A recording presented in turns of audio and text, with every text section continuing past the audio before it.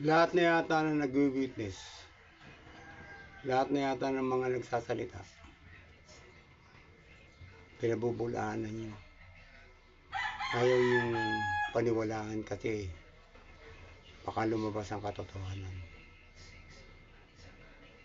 Katulad to si Gutesa, nagsalita. Sa galit nyo, pinawawanted nyo, pinaghahanap. Balita ko, nakuha nyo na. Tapos, nagsalita na rin si Saldico. Sabi nyo, hindi totoo. Pinabubulaanan nyo rin. Nagsalita naman si Amy Marcos. Sabi nyo, hindi totoo. Politika lang yan. Eh ano ba ang totoo? Kayo? Ha? Kayong mga adik? Ganoon naman talaga yung mga adik eh. Hindi nagsasabi ng katotohanan.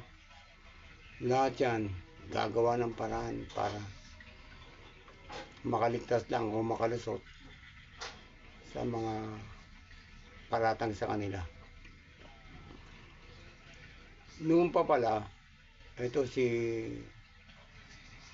BBM,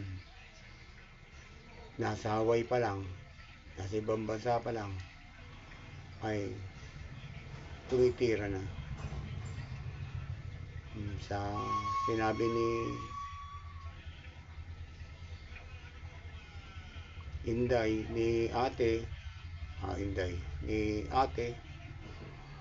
Amy Marcos, na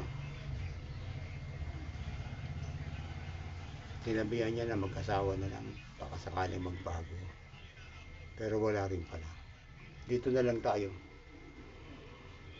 Ang dapat na lang dyan ay talagang umalis ka na sa pwesto mo kasi nakakahiya na. Lalo na yung mga sumusuporta sa inyo. Nakakahiya. Ikaw na lang.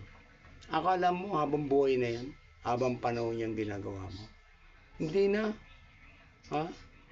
Maawa ka sa Pilipinas.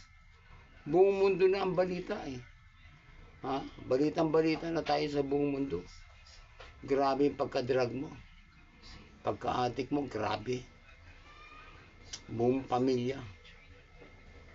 Ang dami nadadamay. Dahil sa mga kalokohan nyo, katarantaduhan nyo, ang dami naghihirap. Ang dami namatay. Ang dami nawala ng kinabukasan. Nawala ng hanap buhay. Nawala ng ari-arian. Grabe. Dapat sa inyo, bitayin. Yung sumusuporta naman sa inyo, yung nasa Senado, grabe rin, ang tikas din ng muka. Todo suporta. Ano ba kinatatakutan nyo? Maubusan kayo ng drugs? Pag wala na si Marcos? Hindi na kayo makakakuha ng drugs? Grabe kayo. Ang titikas ng mga mukha nyo. Ito na sa mga nasa militar, nasa PNP, Marines, o ano naman sa ngayon ng gobyerno. Gumising kayo sa katotohanan. Hindi natin kailangan yan. Isang tao lang yan. Isang tao lang yan. Kahit ano pa panunungkulan yan, ano man siya, sino man siya, kung dapat palayasin, palayasin. Kung dapat bitayin, bitayin. Kasama ng mga lipores niya. Lahat dapat managot. Yung kaba ng pera, kaba ng yaman ng Pilipinas, kailangan isoli nyo. Saka yung ginto, nasa Central Bank, isoli nyo lahat. Yung PhilHealth, damay dyan sila Ontiveros. Kasi po, ang dami ninyo. Ang dami ninyo. Nakinabang dyan. Ang titikas din talaga ng mga mukha nyo. Pera ng taong bayan. Hindi ba kayo, naghihirap ba kayo? Ha? Tanong ko lang. Hindi na ba kayo kumakain at nagkakaganyan kayo? Ano ba talaga hinahanap nyo? Ano ba talaga ang gusto nyo? Ba't kayo nagkakaganyan? Ha? Hindi na politika ang pinag-uusapan dito. Hindi na panunungkulan. Corruption na. Pagnanakaw na. Puro pagnanakaw ang ginagawa nyo. Hindi na kayo nahiya. Hindi na kayo naawa sa mga Pilipino.